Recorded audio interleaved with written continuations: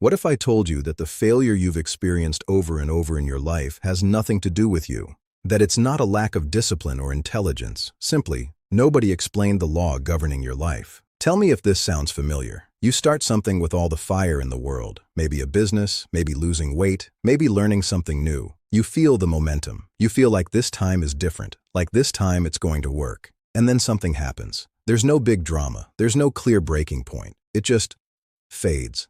Life gets busy, and before you know it, 3 months have passed, and you're right back where you started. And the cycle begins again.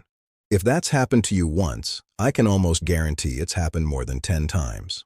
What nobody told you is that this is not a flaw in you. It's a universal law as real as gravity, as old as the universe itself, and as inevitable as the sunrise. It's written in one of the most mysterious texts in existence, the Kybalion, which compiles the teachings of Hermes Trismegistus, a figure who lived at the crossroads of ancient Egypt and classical Greece, whose ideas have survived over 5,000 years. This is the fifth principle, the principle of rhythm. And it says this: everything flows, out and in. Everything has its tides. All things rise and fall. The pendulum swing manifests in everything. The measure of the swing to the right is the measure of the swing to the left. Rhythm compensates. In modern terms, the universe doesn't know straight lines. It only knows cycles. And the most sacred texts in human history confirm it. In the Bible, the book of Ecclesiastes says something that sounds like it's reading the Kybalion out loud. To everything there is a season and a time for every purpose under heaven. A time to be born and a time to die. A time to plant and a time to harvest. Rhythm. Cycles. Written thousands of years before modern science could measure them.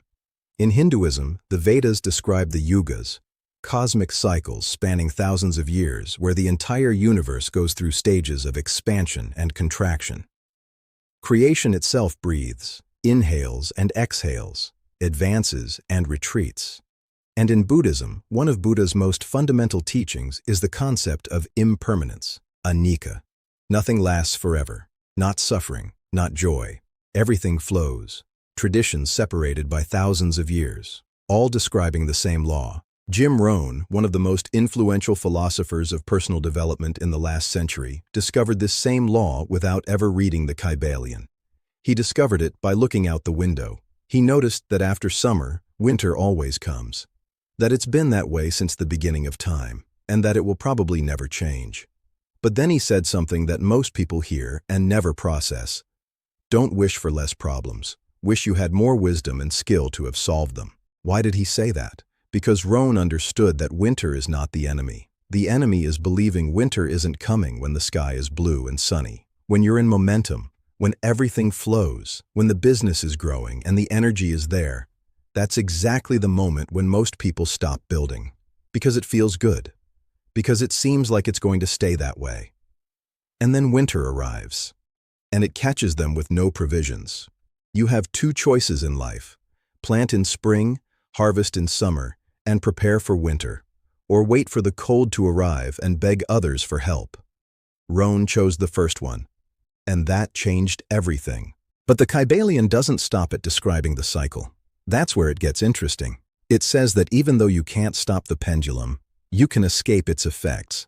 They call it the Law of Neutralization, and it adds something that sounds contradictory until you understand it.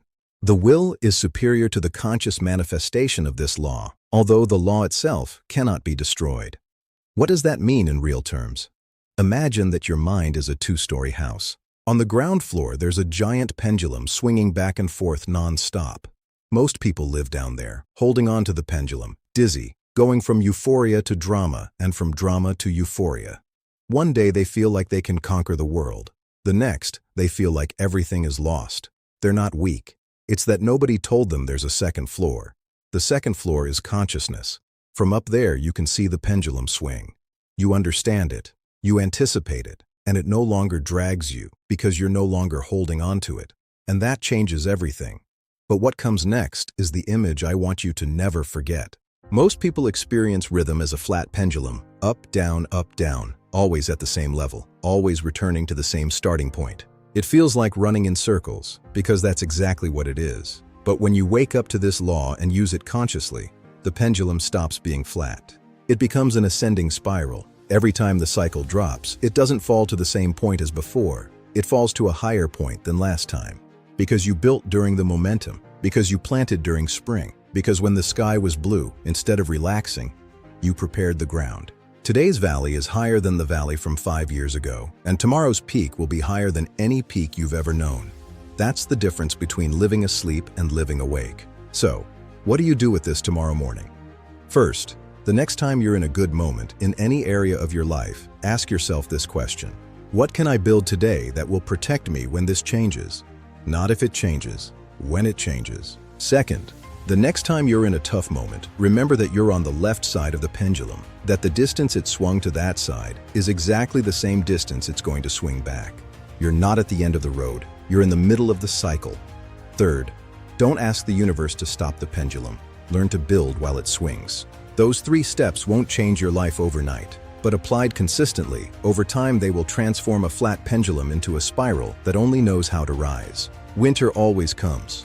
That will never change. But the one who knows it's coming arrives at winter with firewood, with food, and with a solid roof over their head.